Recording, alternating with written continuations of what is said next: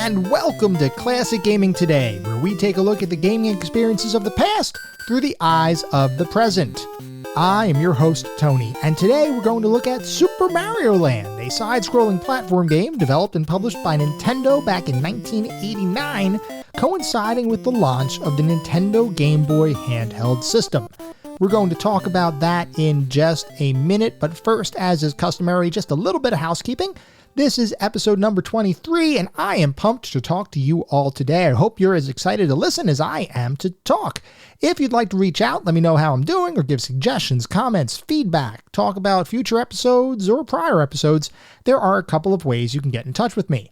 You can either send me an email to classicgamingtoday@gmail.com, or you can send me a note on Twitter with the handle @ClassicGamingT. Now, I'm definitely interested in hearing what you all think, so if you feel so inclined, I would love if you reached out and dropped me a note. Like I said, to talk about pretty much anything. For anyone who may be new, welcome. I just want to go really quickly over the anatomy of an episode because, for the most part, we follow a very similar, if not the same, format for every single episode of the podcast. We always start by talking about the history of the game in question and the historical context of the game. Where does it sit in the overall video and computer gaming history? And then we go into a pseudo-review kind of section, and I say pseudo-review because it's not like we assign a numeric ranking or rating or anything like that, but we do talk about each game from several different perspectives. They are graphics, how does the game look? Sound and music, how does the game sound? The narrative and or story, if the game has one, playability and controls, and the overall feel. What does it feel like to play it today versus when the game was released? And we do all of that to reach a verdict as far as how the game holds up today. And to do that, we assign each game to one of several categories. At the very top of our list is the pantheon of classic gaming. If a game makes it into the pantheon, it is that darn good. It is pretty much a certifiable classic. You should play the game. If you haven't played it before, definitely play it now because it is just as good today as when it was released previously, and it is that darn good. Just beyond the pantheon are our golden oldies. These are the games that are still highly recommended. They're still great experiences. They're just not quite at that pantheon level. So certainly you should play these games, especially if you have a nostalgia or a nostalgic feeling for the game in question, or you enjoy the genre, pretty much a slam dunk, you will likely enjoy yourself. Moving on past the golden oldies are our mediocre mentions. These are where we start getting into the games that I can't really recommend to the majority of the population. They may have aged a bit poorly, or they may have had a couple of issues to begin with. These are the games where if you have love for a particular genre or nostalgia for the game, you might as well go ahead and play it. Probably could be an okay experience, but I can't really recommend it to the majority of the population. And then beyond the mediocre mentions, we get to the footnotes. These are the games that are best left in the annals of history. I have played them, so you don't have to. I cannot recommend anybody play these games today. They have either aged incredibly poorly or they may not have been all that great to begin with. With that out of the way, we're going to start talking about the game of the day, that being Super Mario Land.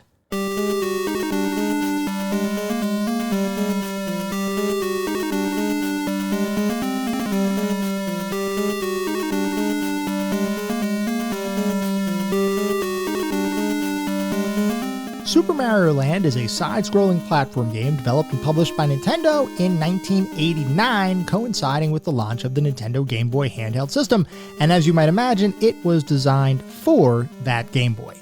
Now, to better understand how Super Mario Land came to be, we need to look back in Nintendo's history, and specifically the evolution of two game industry legends, Gunpei Yokoi and Shigeru Miyamoto. Gunpei Yokoi had majored in electronics while at college, and shortly after his graduation, began his career working in a Nintendo playing card factory as the manager of one of Nintendo's card assembly lines all the way back in 1965. So for anybody who may be unaware, Nintendo as a company has a very long history beyond the video game industry. They became incredibly popular because of video games, but the company itself was originally founded back in 1889 as a playing card company, and for decades, that was its singular focus, especially because video games, arcades, all of that kind of stuff didn't exist yet. So when Nintendo was founded, it was a playing card company. As time went on, the focus on playing cards among the adult population started to dwindle, so Nintendo struck up a deal with Disney to use its characters on their cards, which helped to improve the company's economic prospects. That success and partnership with Disney did have one side effect, however. The cards Nintendo would produce would start to be focused primarily on the child rather than adult market. This is kind of an early example of how Nintendo was starting to shift, even 50 plus years ago, towards a more family-friendly company versus more of an adult-oriented kind of consumer population. Eventually, though, even that success started to dwindle, until finally in 1964, Nintendo's stock price dropped to its lowest ever recorded levels. The company was in real financial trouble, and there was a definite possibility that Nintendo could have potentially gone under. Now, it did not go under, as I'm sure most people realize. The company managed to stay in business despite the downturn in their profits, though their focus remained on creating playing cards. One day, however, in 1966, then Nintendo president Hiroshi Yamauchi was touring one of their factories and noticed a mechanical arm that someone had created in their spare time. When Yamauchi inquired as to who had worked on the random toy-like device, he discovered that it was something Gunpei Yokoi had put together just for fun in between assembly line maintenance periods. Yamauchi was both impressed and struck by inspiration, and asked Yokoi to develop the concept into a full-fledged toy with the goal of having it ready for the upcoming Christmas holiday season.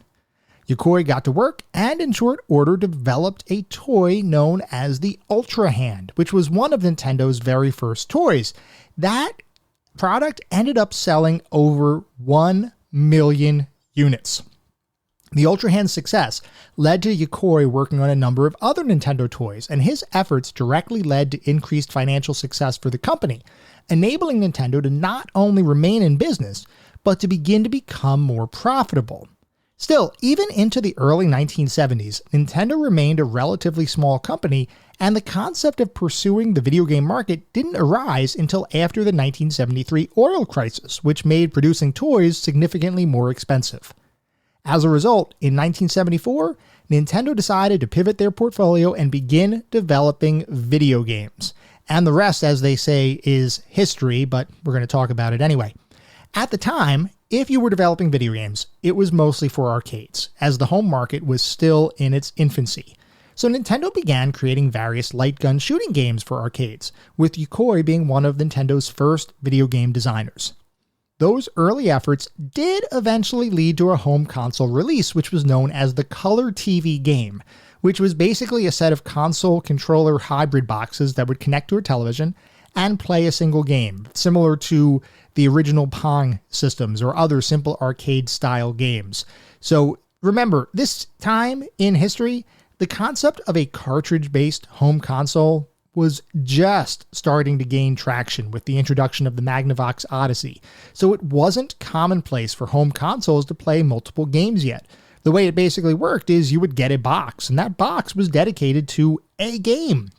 It was kind of a plug-and-play kind of thing, because you couldn't really change what game was in there. Now, some of the boxes had a few different games built in, all usually with a similar kind of format, like there might be 3 racing games, let's say. And that's just a purely hypothetical example, not to say that there was a release with 3 racing games. But this was not something where you had interchangeable cartridges or interchangeable game connections. It was just a box for a game. If you wanted to play all of the games, you had to buy all of the boxes. So Nintendo's Color TV game was one of these standalone systems. It was designed as a standalone experiences, and there were 5 models that would be released by Nintendo by 1980. Now, it was also during this time that a new employee joined Nintendo, becoming the newest member of Gunpei Yokoi's team. That individual was Shigeru Miyamoto. Now, Miyamoto is quite possibly one of the most well-known video game designers and visionaries of all time, which is a reputation that he's gained over a 40-plus year career. The guy is as close to a video game rock star as video game developers and designers can be. But back in 1977, he was simply a recent college graduate that wanted to pursue a career in manga illustrations. A chance interview with Nintendo President Yamauchi changed that trajectory, and Miyamoto would be hired to support Yokoi in the creation of the color TV game, with Miyamoto's primary responsibility being the design of the external plastic case for the console. Later in 1978, Miyamoto would be responsible for creating the art for Sheriff, which was a Nintendo arcade title.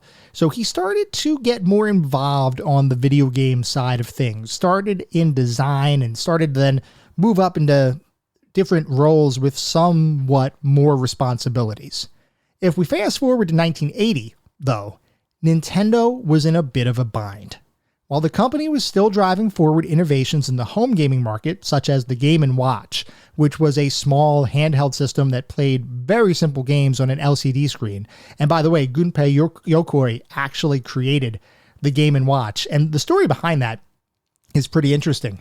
Apparently, one day he was watching somebody, and it wasn't clear exactly who, but he was watching somebody kind of playing around with an LCD calculator in his hand. And Yokoi thought to himself, we might be able to make a handheld game. That would basically be something that would be more fun than just playing around with numbers on a calculator. And that's what would eventually become the Game & Watch. So Yokoi was really ahead of his time, and from an engineering perspective, and certainly from a concept standpoint, he was doing a lot of cool things, and he's done a lot of cool things over the course of his career.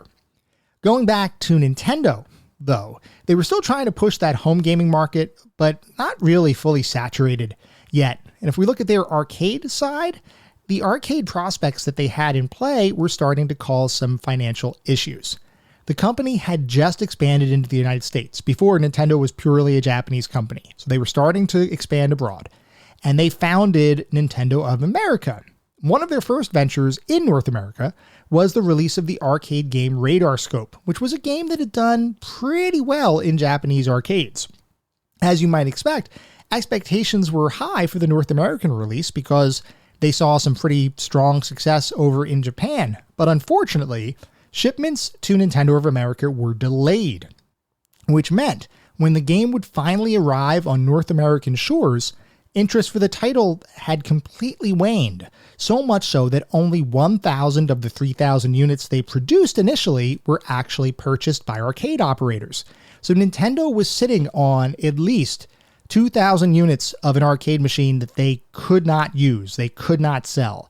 And this was a significant amount of money. Arcade machines were not cheap back then. Well, they're still not cheap today, but they were certainly not cheap. And sitting on over 2/3 of the inventory that you had developed for a given title was not a good news story. So Nintendo needed a way to recoup their investment, and they needed to do it quickly because they were kind of in a financial bind. Nintendo leadership sent out a mass call to try to figure out a way to salvage the unused arcade cabinets. They basically said to almost everybody in the company, let's brainstorm and figure out how we can do something with them so that we don't lose all of that investment, all of that money for those extra units. The man who would eventually come to the rescue was none other than Shigeru Miyamoto, who conceptualized a game where a big brute would kidnap a princess with you, the player, controlling a man who had to traverse steel girders, climb ladders, and jump over obstacles to save the damsel in distress. That concept is what would eventually evolve into Donkey Kong, and that player-controlled character would be the first incarnation of the legendary Mario. Now, there is some story behind the development of Donkey Kong, and we're not going to get into a whole heck of a lot of it here because this episode is not about Donkey Kong, but I can certainly see a future where we go into the specifics around the creation of Donkey Kong and how it was originally conceptualized as actually a Popeye game, if anybody's familiar with that cartoon, and some of the other specific situations around that development. Suffice it to say, the history of Donkey Kong is very interesting in and of itself, and I don't mean to tease anybody with this, but just to say, if anybody's interested, look into that, and we'll probably have a future episode on Donkey Kong at some point. So going back to Miyamoto, he conceptualized the idea for Donkey Kong, but he did not work in a vacuum. It's not like he was just sitting in his office making everything happen himself. In fact, he had turned to his boss and Nintendo mentor, Gunpei Yokoi, for advice and feedback. With Yokoi acting as the overall supervisor for the project, Miyamoto and a small team created conversion kits for the unsold radar scope cabinets, eventually releasing Donkey Kong to arcades in 1981. So this was the way they were going to utilize those additional units for radar scope. They were basically going to create conversion kits. They were going to install new memory modules or new game chips into those arcade cabinets, install brand new artwork onto the cabinets themselves, and they would then release those unused radar scope cabinets as Donkey Kong. And that happened in 1981.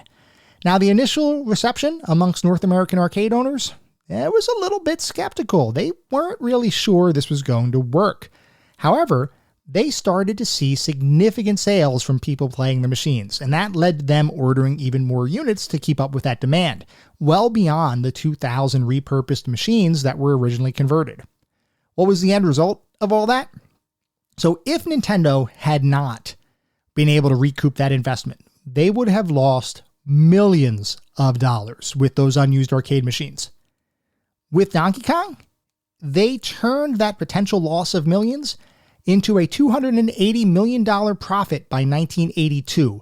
Now, that was $280 million in 1982 money. If you adjust that for inflation, that would be the equivalent of around $830 million today in a year with one arcade property. Absolutely insane success. So with Donkey Kong, there were two legends that would be born: Miyamoto and Mario. We could talk about the origins of Mario as well, with him originating in Donkey Kong, originally named Jumpman, I believe, and eventually being called Mario after the Nintendo of America landlord, if I remember the story correct. But we're not going to go into that detail yet. The bottom line is that Miyamoto used the Donkey Kong arcade game as a springboard to the start of an illustrious career, designing numerous hit titles and spawning franchises that would be beloved to this very day. Generally speaking, when I think about Nintendo, one of the first people I think about is Shigeru Miyamoto. He is a true living legend. Throughout the 80s, he would churn out a continuous stream of hits, most notably Super Mario Bros., also its predecessor, Mario Bros., and of course sequels beyond that, and The Legend of Zelda. His success meant that anytime Nintendo needed a killer game for one of their consoles, most likely they'd be turning to Miyamoto to help design it.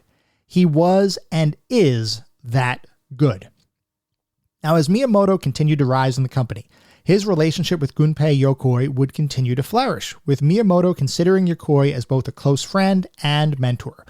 Both would often collaborate on game designs, and Yokoi was always ready to provide advice whenever Miyamoto asked for it. Yokoi himself would continue to prove himself as one of the most innovative engineers at Nintendo. Beyond the creation of the Game & Watch back in the early 80s, he'd pioneer additional innovations such as the creation of the directional control pad, otherwise known as the D-pad, and the Rob robot accessory for the Nintendo Entertainment System. So yeah, you heard that right. Without Yokoi, there would be no D-pad. There would be no digital pad on your console controllers. Absolutely crazy to consider. And Yokoi's influence actually extended to game development as well. Besides his mentoring relationship with Shigeru Miyamoto, which we had already discussed, Yokoi also worked closely with a man named Satoru Okada, who would go on to direct both the original Metroid and Kid Icarus games, with Yokoi producing both titles. As the 80s moved on, two major hardware innovations would begin to be developed at Nintendo. One was the company's answer to the Sega Genesis and TurboGrafx 16, both of which had higher quality graphics than the Nintendo Entertainment System. In order to maintain their grip on the marketplace, Nintendo decided to create their own 16-bit console, which would evolve into the Super Nintendo Entertainment System. The other major hardware innovation was the creation of a brand new portable gaming system conceived by Gunpei Yokoi and Satoru Okada, that being the Nintendo Gameboy. Nintendo believed that their first-party characters were true system sellers, and as such, they wanted to leverage their intellectual property for the release of both of their upcoming systems. Their most popular character, by far, was Super Mario, and he had already appeared in 3 separate titles for the NES at this point. So Nintendo made the decision to ready Mario launch titles for both the Super Nintendo and the Nintendo Game Boy. The thing is, Miyamoto was heavily involved with the development of Super Mario World for the Super Nintendo launch. He was also involved with the creation of The Legend of Zelda: A Link to the Past, also for the Super Nintendo. So it pretty quickly became clear that having him work on yet another Mario title at the same time as he was working on those 2 gargantuan projects just wouldn't be feasible. Still, Nintendo leadership firmly believed that they needed a Mario title to launch with the Game Boy. With Miyamoto being unavailable, it was decided that Miyamoto's mentor, Gunpei Yokoi, would produce the new Mario adventure, while Yokoi's other protege, Satoru Okada, would direct the title. This collaboration would eventually lead to the creation of Super Mario Land for the Nintendo Game Boy. Now, the creation of Super Mario Land represented unique challenges for the team that was creating that experience, driven primarily by the fact that the Game Boy had significantly less capabilities than the Nintendo Entertainment System that Mario previously lived on. So let's talk a little bit about the Game Boy. I'd venture a guess, anybody who was alive back in the late 80s into early 90s, you probably have at least heard of the Game Boy, or you have some understanding of the Game Boy. You may have even owned a Game Boy. So this was a handheld device. It was an LCD screen, monochromatic screen, only 2-bit graphics. Screen was around 2.5, 2.6 inches or so, which was, once again, the detail of graphics on the original Game Boy dramatically less than what you would have on the NES with 8-bit colors and full color kind of graphics. The Game Boy just couldn't do that. It was purely monochromatic with their screen. And for what the Game Boy was, which was effectively a console that could accept different cartridges and play a myriad of games, it wasn't originally designed that way. In fact, Yokoi had originally conceptualized the Game Boy as a natural evolution to the Game & Watch. The Game & Watch were these non-cartridge-based systems, handheld, and you would buy them and they would have a game or 2 or 3 on them on very simple LCDs. They were basically time wasters. They weren't in-depth kind of games. They weren't things that you would spend hours upon hours playing at any given time. And he wanted to create the Game Boy originally as the evolution of the Game & Watch, meaning not necessarily a cartridge-based system. It would be very simple kind of games. It would have a very simple LCD screen, just basically another way to kill time. But Okada actually changed Yokoi's mind. He convinced him to make it a more traditional console with interchangeable cartridges, basically making it very similar to what the NES would be, since it had different games developed and designed on cartridges that could then be swapped in and out depending on what the player would want to play. So this was huge. This was a big deal to be able to provide that degree of interaction in a handheld system and that ability to change the game and have a ton of different games that would eventually be sold for the Game Boy. If it wasn't for Okada, we may never have had the Game Boy, and the Game Boy is one of the most popular consoles ever created. It sold a ton. It sold so much that nearly everybody in my family, adults included, back in the late 80s, early 90s, all had a Game Boy. Now, granted, they pretty much only played Tetris, but they still had one. And that's the important thing. The Game Boy was a cultural phenomenon. Anyway, the Game Boy was a big deal. And with its upcoming launch, the team wanted to create that Mario title, that console seller. And they wanted to create it in a way that felt like the original games. The issue was trying to take the original games and convert it into the Game Boy was going to be challenging because of those different limitations that we already talked about. So they had to think of how they were going to effectively shrink everything about a typical Mario adventure to fit within the Game Boy's limitations, and that would drive several different design decisions. All of the graphics would end up being much smaller than the NES version of Mario. But rather than have a zoomed in kind of perspective to take advantage of the fact that, yeah, the screen might be smaller, but at least you can see some of the details, they kept a zoomed out view of the screen, similar to what you would see on the NES. The difference is the NES was typically being played on a 14+ inch television at the time, and the Game Boy was a 2.6 inch screen. So to keep that same zoomed out view, the graphics all looked incredibly shrunk in comparison to the original NES-based Mario games.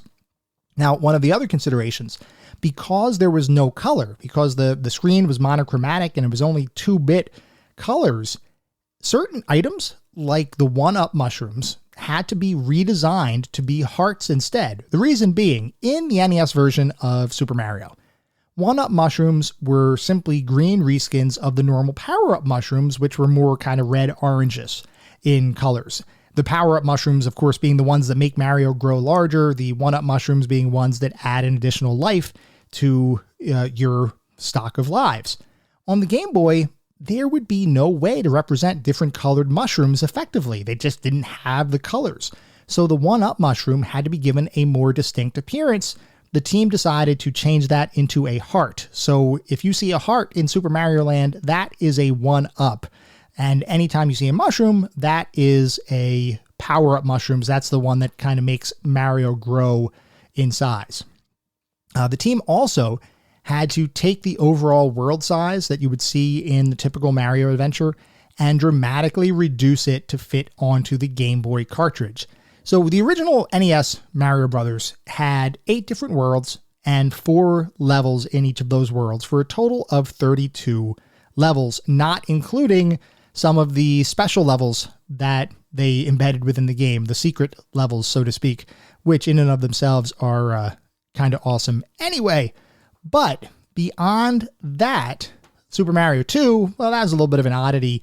At least the Super Mario 2 version in America was an oddity, so you can't really do a direct compare there.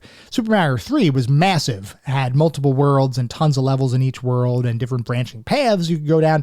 That was a phenomenal game. Super Mario Land, being designed on the Game Boy, just didn't have that ability. They couldn't add as much as what you would have in those adventures.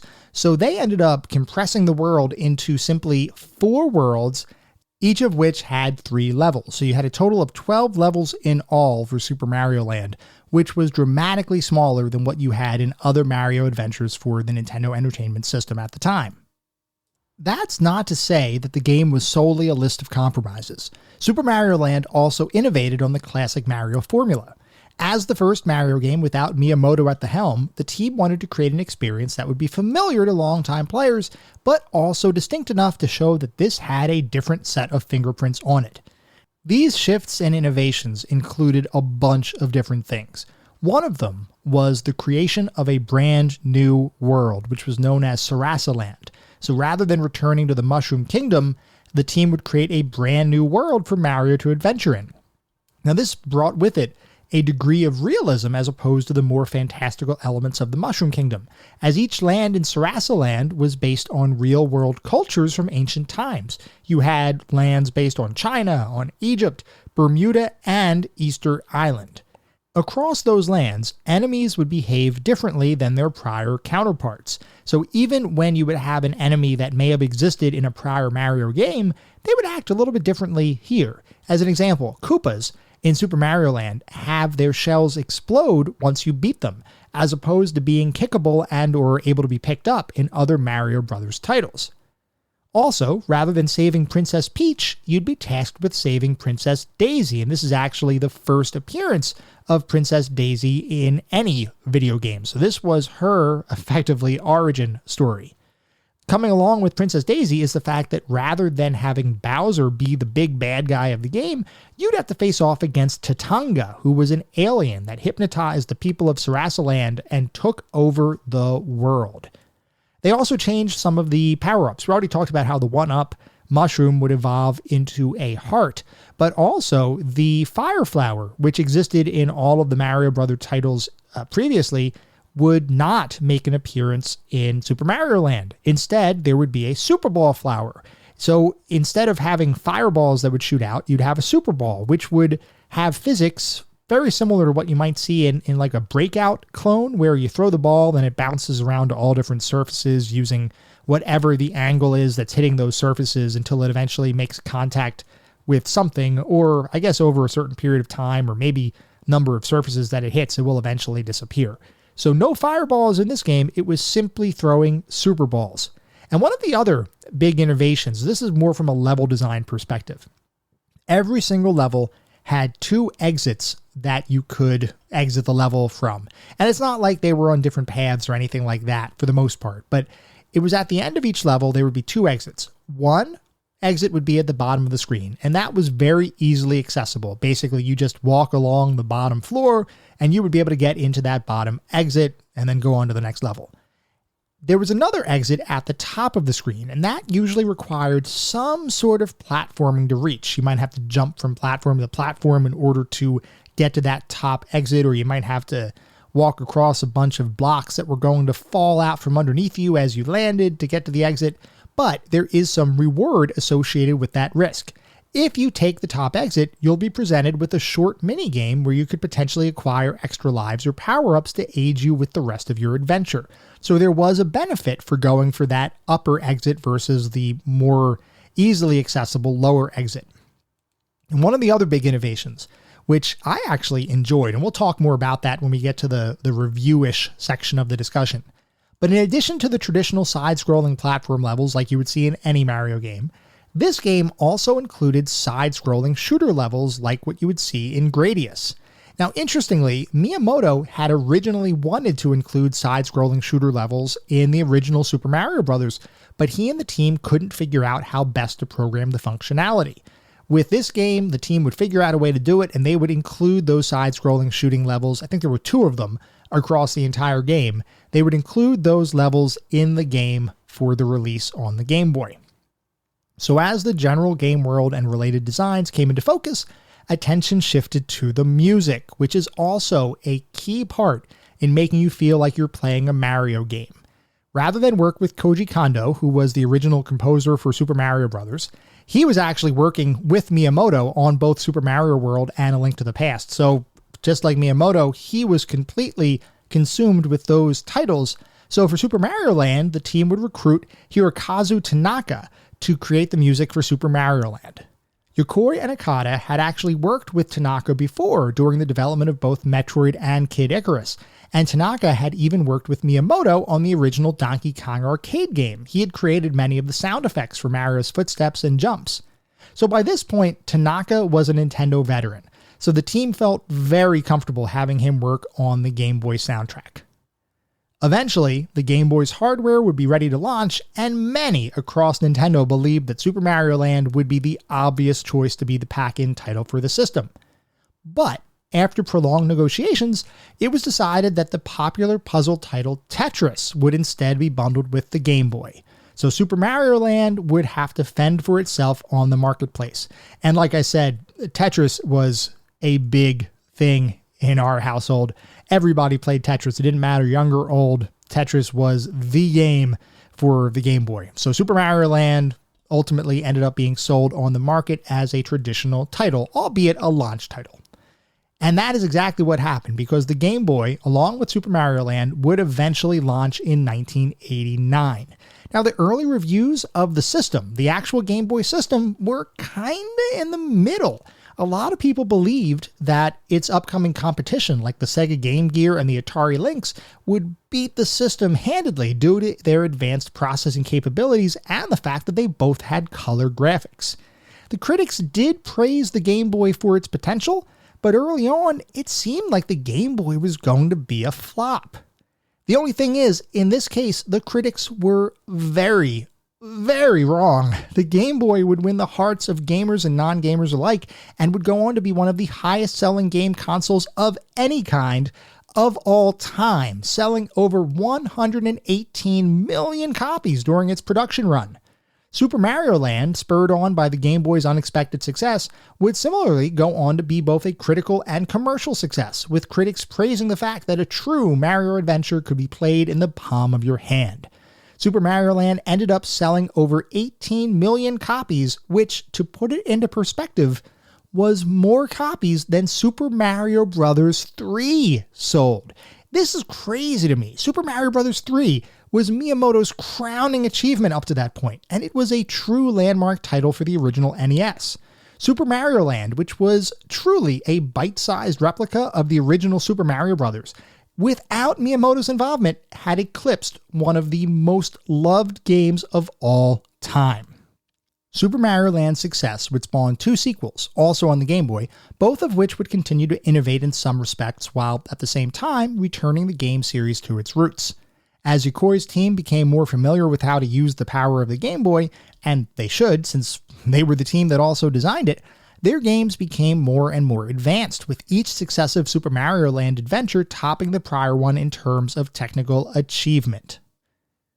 While subsequent Super Mario Land releases would return to a more traditional Mario formula, and future Mario titles would be helmed by Miyamoto, the first Super Mario Land holds a special place in gaming history.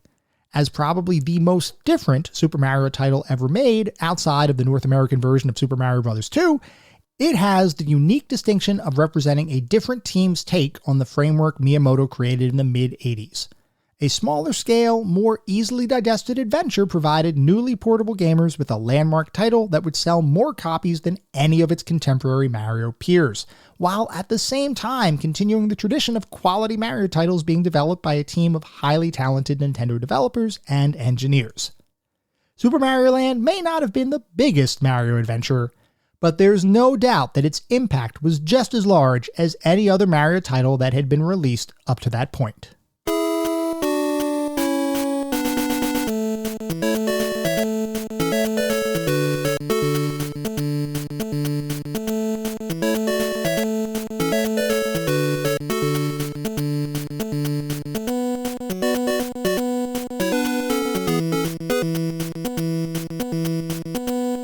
We are now going to transition to talk about what it feels like to play Super Mario Land today versus when it was released over 30 years ago. So let's talk about the general gameplay. If you've played a Mario game, you're gonna understand the general gameplay of this game because it is effectively Mario but on a small screen. So Super Mario Land is a side-scrolling platformer where you have to traverse multiple levels. You've got to avoid and or defeat enemies. You may have to go through different stages where you have different kinds of obstacles, and that's actually true because with each of the individual lands across the Sarasaland kingdom, you would have different enemies per land, all of which would have different interactions and actions that you would have to either avoid or deal with in some capacity. So as you would move through these lands, just like any other Mario title, you would have to do some platforming, you'd have to avoid obstacles, you'd have to jump onto moving platforms in certain instances. There was one interesting obstacle that was added, which were basically these rolling or bouncing rocks, which were a little tricky to get over. The way it would work is these rocks would be rolling around or bouncing around on the screen, typically over an area with spikes or pits or something like that where you couldn't otherwise traverse the level, and you would have to jump onto those rocks and then just kind of ride them across to whatever their destination would be. So that was a new obstacle that I don't recall being in a prior Mario title at that point. I could be wrong, but I don't think there was anything quite like that. But in any event, each individual world would have different enemy types. Some of them were a little tricky to avoid or to make sure that you wouldn't accidentally get hit by them versus trying to jump on them and actually kill them. I did enjoy the fact that each of the enemies were specifically themed to the individual worlds that you were navigating. I will say that there were a lot of enemies that were different than the traditional enemies encountered in the Mushroom Kingdom. Sure, you'd have the Koopas, but like we talked about before, they would act differently, and the act of defeating the Koopas was very different because their shells would explode and you couldn't actually pick them up. That was a surprise to me when I first jumped on a Koopa and thought, oh, it's going to be a shell that I can kick around, and nope, no, it was not. So that was a little interesting. I believe they also had Goombas in the game, but there were a lot of unique enemies that only existed in Sarasaland, which I enjoyed. I liked the fact that they added some diversity there, and it wasn't just using the same kind of enemies that we're all used to through 3-ish Mario adventures up to that point. Like we talked about previously, there were only 12 total levels in the game, 2 of those being side-scrolling shooters, one of which you were in a submarine, the other you were in an airplane. And I gotta say, I enjoyed those side-scrolling levels much more than I probably should have. It was really fun to have a change of pace within the game, to be able to, rather than do the traditional platforming Mario kind of stuff, instead you're flying around sideways, shooting some bad guys or shooting some blocks to try to get power-ups and things like that. It was a lot of fun. Those levels, I could actually see myself playing a game full of those levels, but we'll talk more about that in a couple minutes. If you do actually beat the game, and it's relatively short at only 12 levels, you can play the game again on hard mode. We talked about the fact that at the end of the levels, there are some mini games that you could potentially gain some lives. So there were some differences between this game and traditional Mario adventures, but for the most part, this was Mario, but on a small screen. So before we go into the specific aspects of the game, like graphics and sound and all of that good stuff, I do want to take a look at what the back of the box says, because back when this was released, a lot of times we wouldn't necessarily have magazines to go to, and in all instances at least, to look at what an upcoming game was going to be. We may not have had, or we certainly didn't have, the internet to look up gameplay videos or get additional information about a given game. So a lot of times if we're in a store, the only way we're going to be able to tell if we may like a game is by looking at the box and seeing how the development team or how the overall creative team marketed their titles. Now, of course, a Mario game, pretty much everybody knows Mario, so I don't think there's anybody that's going to be like, oh, who's that plumber looking guy on the box? But you may not necessarily know what a brand new Mario adventure will hold, especially because it was coming out on a new system. And besides that, I just like looking at the back of the boxes because I find it very interesting how these different companies market their titles. So, for Super Mario Land, the back of the box says, "Join Mario in a world of strange creatures. Ancient ruins, giant crabs, Koopa Troopas, flying stone heads, and hungry sharks await you in this brand new world of adventure.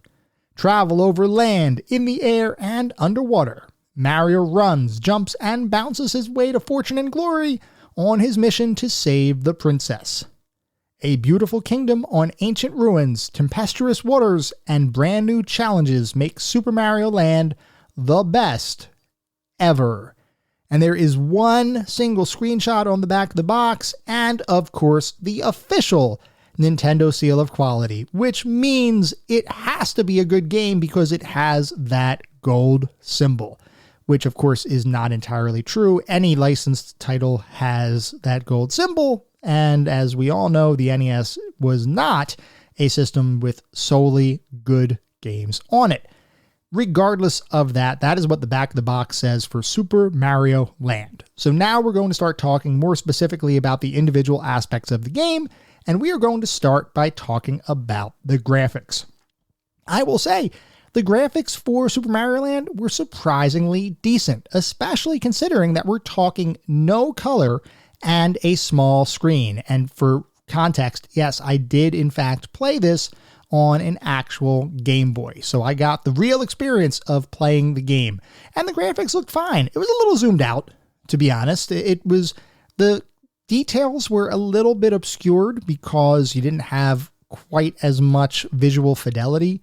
They did try to add some background elements to the individual stages, and you could kind of see where there were stages that were set in ruins or Egypt kind of levels and things like that. They added some additional elements there that were useful in helping to depict what each of the levels were, but the graphics were fine. The frame rate and the animations for all of the characters were very smooth. The graphics, like I said, were a little zoomed out, didn't have a ton of detail, but they had enough detail to be recognizable. All of the enemies that I encountered were well designed, they looked good on the screen, but they really were kinda tiny. They tried to cram a whole lot of game into such a small screen, and for the most part it worked, but I might have preferred more detailed, larger sprites with less visible area around me over a miniaturized view of the world. And for what it's worth, the later Super Mario Land titles would go in this direction of having a little bit more of a zoomed in kind of perspective. You lose a little bit of the overall view to your sides and above you and below you, but you gain a lot more detail in the character designs and you just have an overall better feeling experience, at least from a graphical presentation perspective. Still, Super Mario Land, the original, the graphics were not bad at all. Now, moving on to the sound and music. This one was actually surprising to me. The music, despite the limitations of the Game Boy, held up incredibly well. And I'd even put it against some NES and Super Nintendo soundtracks for the overall quality. I have no idea what wizardry was used to make the Game Boy sound so good, especially as a launch title, but it was truly amazing. I loved the music in this game. And it's funny because I played this game when I was a kid. When it originally came out, I played Super Mario Land. I will admit I didn't have many memories of Super Mario Land. It was one of those kind of small adventures I played at some point and then put off to the side, and I didn't really revisit it after that. It never caught my attention back then quite as much as the other Mario adventures would, like Super Mario 3, which is one of my favorite Super Mario games of all time, and then Super Mario World, which would come out just a little bit later, which was just amazing. So Super Mario Land I played, but I never really went back to until just recently for this podcast. So I didn't really remember much about the game, but as soon as I started playing it, and as soon as I heard the music, that I remembered. The music is entirely memorable. The music is just amazing. I have no more positive words to say about the music. I would listen to this music as a soundtrack separate and apart from the game. It is probably my favorite part of this particular Mario adventure is the music. It was just so well done. Highly recommend you to listen to the music. If nothing else, if you don't feel like playing the game, okay, fine. Listen to the music. The music was really good. The sound effects for the game were also very well done. They were kind of typical Mario fare, nothing really to call out there, but they were still fine. I mean, but the music, wow, the music was outstanding. Moving on to the narrative and story, a lot of times I paraphrase this stuff. For this one, I don't know that there's a better way to learn about the story other than to read it directly from the game's manual. So, within the game's manual, this is the story for Super Mario Land. Once upon a time, there was a peaceful world called Sarasaland. In this world, there were 4 kingdoms named Birabudo, Muda, Easton, and Chai. One day, the skies of Sarasaland were suddenly covered by a huge black cloud. From a crack in this cloud, the unknown space monster Tatanga emerged to try to conquer Sarasaland. Tatanga hypnotized the people of all the kingdoms so that he could control them in any way he liked. In this way, he took over Sarasaland. Now, he wants to marry Princess Daisy of Sarasaland and make her his queen. Mario came to know of these events, and he has started on a journey to the Chai Kingdom, where Princess Daisy is held captive, in order to restore peace to Sarasaland. Can Mario defeat Tatanga, release people from his interstellar hypnosis, and rescue Princess Daisy? It's all up to you and Mario's skill. Go for it, Mario. So that's the story. That's the story in a nutshell. It was pretty typical for a Mario game. As I've said prior episodes, the platformers, you don't need a whole heck of a lot of story. For me, the platform kind of games are much more focused on the gameplay. That's really what their core gameplay loop or their core focus is all about. So I don't need a ton of story here.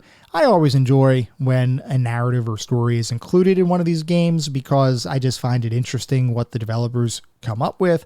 This being a Mario title, it's going to be a little bit far-fetched, a little bit fantastical. The story works for me, pretty typical to what you would see in other Mario adventures. No complaints here. I do find it interesting that rather than rely on the Mushroom Kingdom, the developers decided to go to a brand new land to basically unshackle themselves from the framework that Miyamoto had created to give them a little bit more flexibility to make something more independently for themselves. So I liked that they went to a different land and that they kind of constructed this new kind of story. The whole alien thing, a little weird, just from my standpoint. I don't know. I mean, not to say that's totally far-fetched because Mario itself is pretty far-fetched, but the alien thing, I don't know that is 100% my cup of tea, personally, but I can't complain. I mean, it's a Mario game. It's a platformer. Any story here is pretty much going to hit the mark or fit the bill. So I can't really complain about the narrative or the story for this one. Moving on to the playability and controls, this one for me is a little bit of a mixed bag. Overall, the controls felt fine, and the game is definitely playable. That said, Mario just feels different in this game. It's almost as though he has no inertia or true momentum. And anybody who's played a Mario title knows what Mario is supposed to feel like. Super Mario Land, he just doesn't feel like Mario. Basically, the way it works is when you jump onto a platform, if you try to stop, you truly stop immediately. It's not like there's a little bit of forward momentum that you have to offset by pressing back and not falling off the platform or something. So with that said, there were times where I would jump onto a platform and I'd press back to try to stop, thinking, oh, I've got to do that. I've got to reverse my momentum to make sure I don't fall off the platform forwards. And I would ultimately push myself backwards off the platform, which gotta tell you is a little frustrating. So this did take some getting used to, and I died way more than I care to admit because of how different it felt than a traditional Mario adventure. I did eventually acclimate to the controls and the different style of movement, but I definitely prefer the more traditional feel of other Mario games. I do want to say though, and I mentioned this before, I loved the side-scrolling shooter levels. They were super simple, but honestly a really nice change of pace, and they were very well done. They were just simple, fun couple levels. I would play a whole game of Mario shooting levels if one would ever be released. I truly enjoyed those, and they didn't have any of the control issues as the traditional platforming levels would have because they didn't really rely on momentum or inertia or anything like that. It was just pure, straight, side-scrolling shooting, and I loved those levels. So how did it feel overall to play the game? All those elements together, how did it feel playing the game today versus when it was released? I will say that this game, Super Mario Land, felt like a low-fat version of a traditional Mario title. Almost the same great taste, but just much less filling. I can't really complain about much of the individual elements of the game. The graphics, the sound, the narrative, they were all pretty much spot on. And some of those, like the sound, top notch. Absolutely loved the music, especially considering the system that it was developed for. But I gotta say again, I do have a bone to pick about the controls. I really didn't like the feel of controlling Mario. It just was not natural to me. It did not feel like a Mario adventure, moving him around and jumping around, and the way it worked, it just did not feel like controlling Mario. I also thought that the game was much too short and easy. So just to give you a little bit of perspective here, the reason I played Super Mario Land in the first place was that we actually had a power outage a couple weeks ago, and I needed to figure out some way to pass the time that didn't involve the internet or electricity, because most of my day is spent with the internet and electricity. So when you don't have either of those things, your mind starts to wander into deep, dark places. And I didn't want to have that happen. So I went and I tried to find my nearest portable system that was able to run off of batteries, and that was the Game Boy. So I decided to fire up the Game Boy. And I was thinking, well, what game do I play? I haven't played Game Boy. I hadn't played Game Boy in quite some time. And I saw Super Mario Land and I thought, you know what? This is the game I'm going to play. This is the first time I've played the title in over 30 years at this point. So I powered it on. The power outage itself at our house lasted a little less than an hour. I started playing the game after the power outage started, maybe like 10 minutes or so, because I started thinking, well, maybe the power will come back on and I won't have to go divert my attention elsewhere. It never came back, so I figured, okay, I got to do something. So I got the Game Boy. So I started maybe 10 minutes into the power outage. Power outage lasted a little bit less than an hour. I finished the entire game before the power came back on. It's literally a 40-ish minute game. There's just a few levels there's only 12 levels in the game. And you combine that with a lower level of difficulty, other than the controls, which were really frustrating sometimes. It just makes it the kind of game that you won't get a ton of mileage out of. Now, sure, you could replay the game on hard mode because you want to continue to experience the game or get more of your money's worth out of it. I did not play it on hard mode. I believe the only thing that hard mode does is add some additional enemies at certain points, if I'm not mistaken. So it's not like it's a dramatic shift or a dramatic change to the overall game, but you could do that if you wanted to. I did not. You could also just play the game multiple times for the fun of it because the game is fun. Like, the game is a fun experience. I enjoyed my time. It's just not that deep. And future Super Mario Land titles would improve upon this one in nearly every way possible. So with that, would I really want to continue to play this game when I have other options available to me? I don't know. I don't know that I would.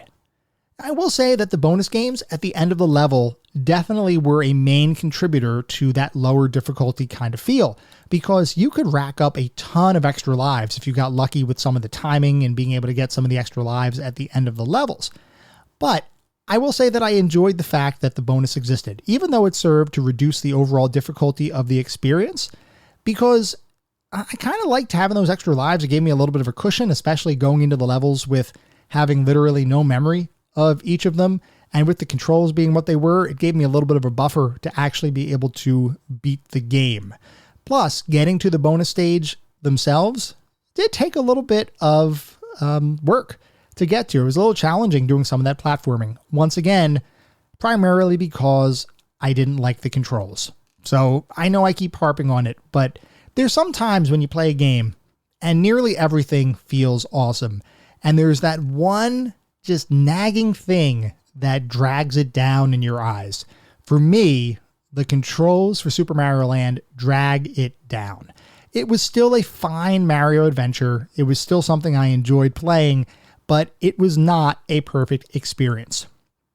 So, what is our overall verdict on the title? I'm going to admit up front, this is not the best Mario game ever created, at least from my perspective.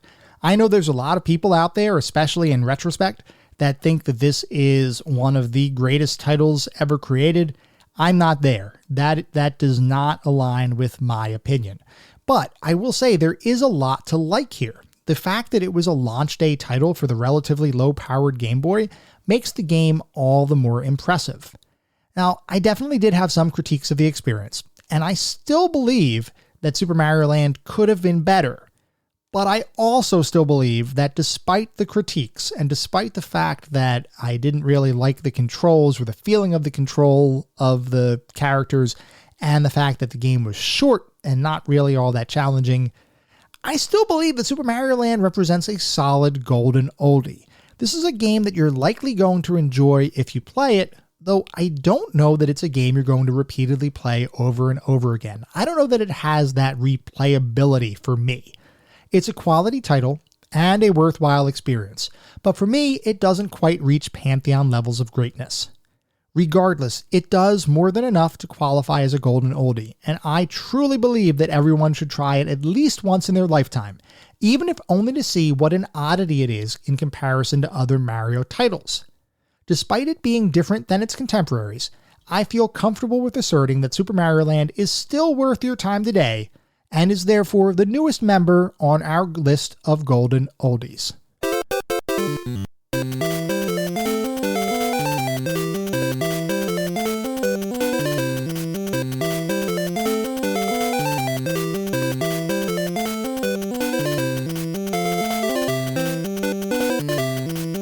That was our episode on Super Mario Land. I hope you all enjoyed listening to it as much as I enjoyed creating it. If you'd like to reach out and let me know how I'm doing, there are a couple of ways you can get in touch with me. I do have a Twitter account with the handle @ClassicGamingT. I also have an email address, which is classicgamingtoday@gmail.com. So if anybody would like to reach out, provide suggestions, comments, feedback, talk about future potential episodes, talk about prior episodes, or just talk about classic technology and gaming, I'd love to hear from you and I'd love to have the discussion. I enjoy talking about this kind of stuff. Before we call it for the week, I do want to mention that our next episode is going to be focused on Karateka, which was a computer fighting cinematic style kind of game by Jordan Mechner. So if anybody has any particularly fond memories of that title, feel free to write in. I am definitely interested in hearing what you think. At the same time, I know you're probably listening to this podcast on any number of podcast engines just because there are a ton of them, and this podcast lives pretty much everywhere that podcasts typically live. So I would ask, if you feel so inclined, please leave a review on your podcast service of choice. This is not about just trying to gather a bunch of 5-star reviews, though if that happens naturally, awesome, that means we're doing something right. But it really is all about trying to create the best possible podcast that we can. The only way to do that is to get feedback from the community to make sure that everything that we're doing and all the content that's being created is hitting the mark for what you all want to hear. I am interested in making sure that we hit the mark wherever possible. I'm definitely interested in any feedback that you may have, whether positive or constructive, so please let me know if you feel so inclined. We are still growing. We will always be growing. We're always going to be developing this community, so I am interested in continuing the discussion and making this the best darn podcast it can possibly be. We'll be back in around a week with our next episode on Karateka. Until then, remember, sometimes the games of the past are just as good, if not better, than the games of today. Goodbye, everyone.